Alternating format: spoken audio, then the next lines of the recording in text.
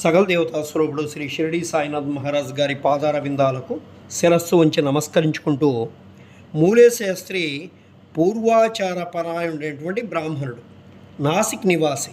ఆయన షట్శాస్త్ర పారంగతుడు, జ్యోతిష సాముద్రిక శాస్త్రాలలో దిట్ట. అతడు నాగపూర్కు చెందినటువంటి కోటీశ్వరుడకు బాబూసాహెబ్ బూటీని కలుసుకోవడానికి షిరిడి వస్తారు.